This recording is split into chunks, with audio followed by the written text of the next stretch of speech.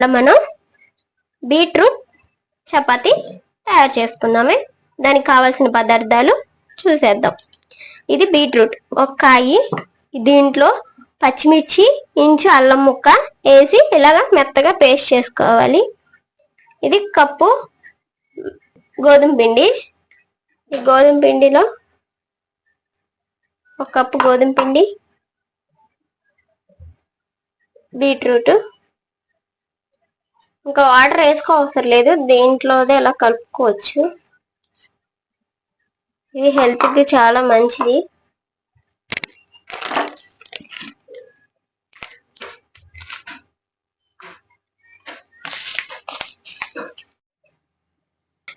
దీంట్లోకి chilli flakes వేసుకోవాలి.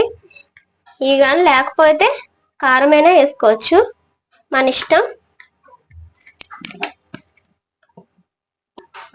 కొంచెం జీలకర్ర పొడి, దీంట్లోనే మన టేస్ట్కి తగ్గ సాల్ట్ వేసుకోవాలి.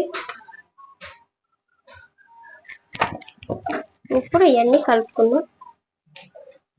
ఇలా కలుపుకొని ఇలాగా ఉండని ఒక అరగంట అయినా ఇది నానబెట్టుకుందాం, పక్కన పెట్టుకుందాం. ఇలా మెత్తగా అవ్వాలి. హాఫ్ అన్ అవర్ తర్వాత చాలు, ఇలా మెత్తగా అయితే చాలు. ఇప్పుడు చపాతీ చేసుకుందాం.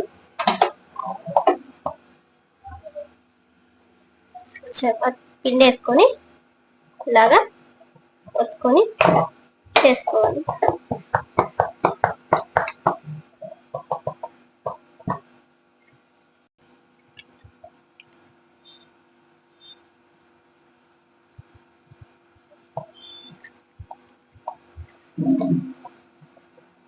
ఇప్పుడు ఇలా చేసుకొని పక్కన పెట్టుకుని స్టవ్ వెలిగించుకుని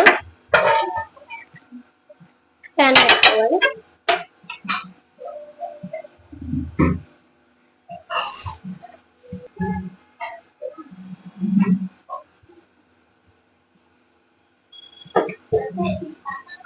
ఇప్పుడు పెన్నం హీట్ ఎక్కింది. చేసుకున్న చపాతి ఇలా వేసుకోవాలి. ఒకసారి అటు ఇటు కలుపు చేసుకోవాలి. దీంట్లో నెయ్యి వేసుకొని కాల్చుకోవచ్చు, లేదంటే ఆయిల్ వేసుకొనైనా కాల్చుకోవచ్చు. ఇది ఉత్తిగానైనా తినొచ్చు, లేదంటే పెరుగు ఉంటుంది కదా, పెరుగుతో అయినా ముంచుకొని తినొచ్చు. అలాగా పెరుగుతో ఇష్టం లేని వాళ్ళు ఇలాగా కాల్చుకొని అయినా తినేవచ్చు.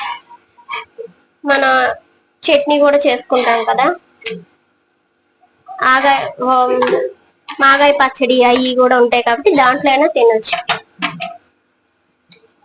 ఇప్పుడు ఆయిల్ వేసుకుందాం.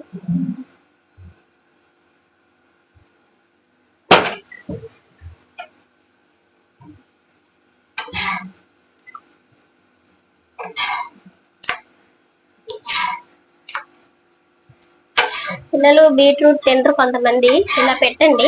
చపాతీ కూడా కలర్ఫుల్ గా ఉంటుంది, టేస్టీ కూడా ఉంటుంది.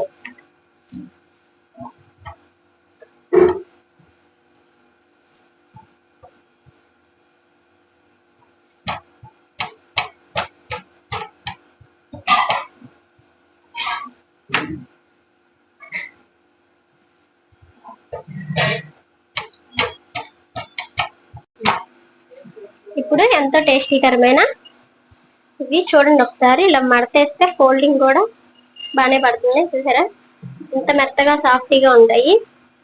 ఇది ఇప్పుడు మనం పెరుగులో కానీ పచ్చళ్ళలో కానీ తింటే చాలా బాగుంటుంది. ఒకసారి ట్రై చేయండి ఫ్రెండ్స్. మా ఛానల్ కానీ నచ్చినట్లయితే లైక్ చేయండి, షేర్ చేయండి, సబ్స్క్రైబ్ చేసుకొని పక్కనే ఉన్న బెల్ ఐకాన్ని క్లిక్ చేయండి. బాయ్ ఫ్రెండ్స్, మరొక వీడియోలో కలుద్దాం.